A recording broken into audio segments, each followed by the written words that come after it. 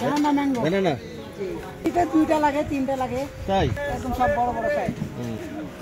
ঠিক আছে।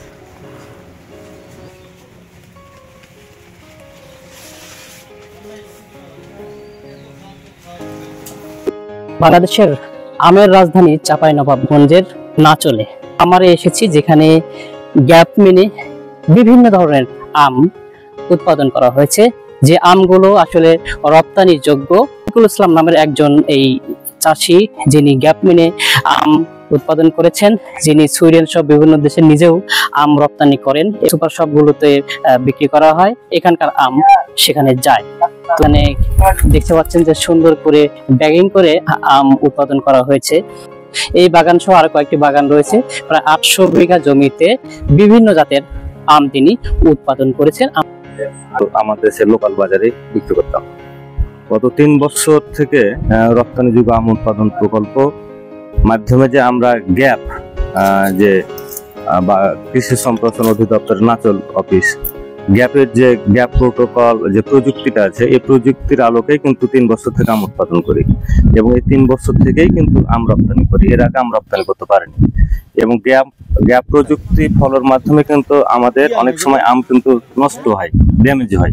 এটা কিন্তু সে ড্যামেজ রক্ষা করা যায়। যদিও গ্যাপ নীতিমালা আম উৎপাদন করতে যে একটু প্রোডাকশন খরচ বেশি হয়, কিন্তু আমটা অবশ্যই নিরাপদ হয়।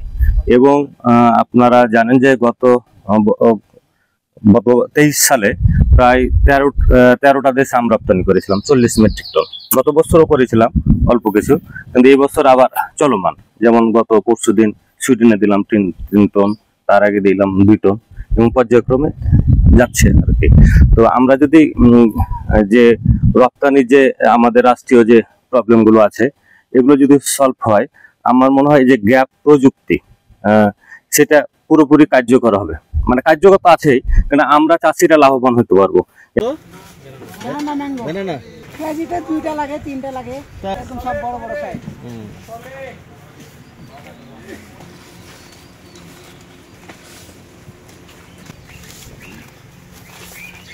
তার কাছে আপনার নরমাল জাত নাই, যেগুলো আপনার ইকোনমিক্যালি ভায়াবল, ওই জাতগুলো। যখন আপনার অন্য সময় আম থাকবে না, ওই সময়গুলোর আম। এইখানে হলো আমাদের ইন্টারভেনশন। এগুলো একটু লেট ভ্যারাইটি আছে। সচরাচর যে জাতগুলো যে সময় আসে না, জুন জুলাই মাসে, অল্প এখনো যায়নি, আগস্ট মাসে। ওইখানে অন্য দেশে অন্য জায়গায় এই আমগুলো থাকবে না। বাড়ি ফোর আম আছে, এখানে কাটিমন আছে, এবং গৌরমতি আম আছে। একটু পরে পাকে, পরে বাজারে আসে, যার ফলে ফার্মাররা বাজারে দাম পেতে সহজ হয়। ওই সময়টায় অন্যান্য জাতের আম থাকে না, যার ফলে এই আমগুলো বাজারটাকে সাহায্য করে, বাজারটাকে ডিমান্ডটাকে ফুলফিল করার জন্য। এই কারণে এটার দামটাও তখন একটু বেশি পায়। এবং ফার্মারদের এই প্ল্যানটা করতে হবে যে তার আমটা, তার প্রোডাক্টটা কখন হারভেস্ট করবে, ওই সময় বাজারের চাহিদাটা কতটুকু, এই চাহিদা এবং যোগানের একটা ভারসাম্য রক্ষা করতে হবে। এই প্ল্যানারটা যতটা ভালোভাবে করতে পারবে ফার্মার, তত সে লাভবান হতে পারবে। এবং এইটাতেই আমরা সহায়তা করার চেষ্টা করছি। আমাদের এখানে প্রায় কমার্শিয়ালি 5টা ভ্যারাইটি আছে। তার মধ্যে যেমন হাড়িভাঙা আছে, আমরা প্রথম হারভেস্ট করি। তারপরে আছে আমাদের আম্রপালি, এটা হারভেস্ট করি। তারপর ব্যানানা ম্যাঙ্গো, সেটা হারভেস্ট করি। তারপর বাড়িফোর হারভেস্ট করি। এছাড়া পরীক্ষামূলকভাবে আরো কিছু জাত আছে, যেগুলো এখনো কমার্শিয়ালি এখনো তারা পর্যবেক্ষণ আছে।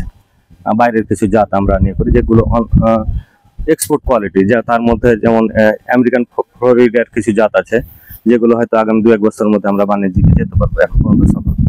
তো এই আমগুলো মানে আমাদের এখানে আমাদের থিমটা হলো এরকম যে আমরা যেন মানে আমের সময় যেটা আছে, আমের সময়টা কিভাবে দীর্ঘায়িত করা যায়। আর 1 সপ্তাহ 10 দিন পর কিন্তু আমাদের দেশে আম কিন্তু কমে যাবে। আমাদের লক্ষ্য হলো আমরা জুন মাস তো সেপ্টেম্বর বা অক্টোবর নভেম্বর পর্যন্ত আমরা কিভাবে দিতে পারি। দেখেন এখানে কিন্তু পর্যায়ক্রমে কোনো আমের সাথে কোনো আমের সম্পর্ক নেই। হাড়িভাঙা শেষ করছি আমরা, তারপর আম্রপালি শুরু হয়েছে, তারপর ব্যানানা শুরু হবে, তারপর বাড়িফোর শুরু হবে, এবং তারপর গৌরমতি শুরু হবে। তারপর আসতে লেগে দেখছেন যে কাটিমন 12 মাসে, সেটা আমরা নভেম্বর ডিসেম্বর এবং একটা মাস গ্যাপ দিয়ে আমরা এপ্রিল মাস পর্যন্ত হারভেস্ট করতে পারি। আমি তো তোমাকে এবং আমাদের লক্ষ্য হচ্ছে আমরা 12 মাস কিভাবে আমটা মানে উৎপাদন করা যায় এই লক্ষ্য নিয়ে বিভিন্ন ভ্যারাইটি গুলো বিভিন্ন সময় ভাবে সাজানো আছে। এতে যদি আমরা কম্পিটিশনে যাই তখন কিন্তু আমরা বাইরেরা আমাদের দাম দিবে, হ্যাঁ, যে তাদের ডিমান্ড বেশি আমরা দিতে পারছি না, কিন্তু আমরা এমন ভাবে দিতে চাই তারা নিতে চাচ্ছে না। কারণ দেখেন 25 লক্ষ মেট্রিক টনে 5000 মেট্রিক টনই আমরা রপ্তানি করতে পারি না, এটা আরো বেশি হলে আমরা লাভবান হতে পারবো। আপনি দেশি বাজারেও দেন? অ্যাক্সেসটা ভালো। জি, আমরা দেশীয় দিই, না হলে তো এই যে উন্নত মানের আম, অনেক সময় দেখেন যে উন্নত মানের আমগুলো গ্যাপ প্রযুক্তি ফলো করে 20-25% আসছে বেশি উৎপাদন খরচ করা আছে। এই আমটা যদি আমরা ঠিক রপ্তানি করতে না পারি, দেশের বাজারে আমাদের লোকাল বাজারে কি 20% বেশি খরচ করে আমটা নিবে, তখন আমরা কিন্তু ক্ষতিগ্রস্ত। মতো এইভাবে শত শত চাষি যারা আছে, যারা গ্যাপ প্রযুক্তি ফলো করে আম উৎপাদন করে, তারা যদি আম রপ্তানি করতে না, আমরা দেখা যায় যে এই গ্যাপ প্রযুক্তি থেকে ফিরা কারণ আমরা রপ্তানি করতে পারছি। এবার 50 মেট্রিক টন করে ধরি, আমাদের প্রায় 800 বিঘায় আম আছে। আপনার টোটাল 800 বিঘা? হ্যাঁ জি, এটা 140 বিঘা, কিন্তু আমাদের ফার্ম আছে 9টা। আচ্ছা, বিভিন্ন জায়গায় মিলে 800 বিঘা মতো প্রোডাকশন, প্রায় 1500-1600 মেট্রিক টন আম উৎপাদন হয়। হ্যাঁ, এই আমটার যদি 10-15 টন আম রপ্তানি করি তাহলে বাকিটা কি করবেন দেশি বাজার? দেশের বাজারে, তখন কিন্তু আমরা প্রফিটটা করে উঠতে পারি না। আচ্ছা, কারণ আমরা 20-25% বেশি কষ্ট করি, কিন্তু আমরা একটা জায়গায় সাকসেস রপ্তানিযোগ্য আম উৎপাদন অথবা কৃষি সম্প্রসারণ অধিদপ্তর, তারা আমাদের মতো একজন যে মানে কৃষি উদ্যোক্তা, মানে রপ্তানির জন্য যে কৃষি উদ্যোক্তা বানিয়েছে, এটা আমরা সফল, আমরা উৎপাদনও সফল। কিন্তু আমাদের যে জিনিসটা আমাদের দরকার, যে আমাদের বিশেষ করে ম্যাঙ্গো জোন এলাকায়, যেমন চাঁপাইনবাবগঞ্জ, নওগাঁ বা রাজশাহী বা এই অঞ্চলের মধ্যে, চাপাই যদি মধ্যে হয় একটা প্যাকেজিং হাউস, আপনি জানেন যে চাইনিজদের আম রপ্তানির জন্য তারা কিন্তু হঠাৎ ট্রিটমেন্ট নেবেই, হঠাৎ ট্রিটমেন্ট ছাড়া তারা আম নিতে চায় না। যেটা আমাদের হচ্ছে বোধহয় গাবতলীতে একটা হচ্ছে আর কি, ওটা না, ওটা নাকি? ওটা হলো ভিএসটি। ও ওই যে ভিএসটি ব্যাপার, হ্যাঁ, সেটা আপনার ওটা জাপানের শ্যামপুরে হয়।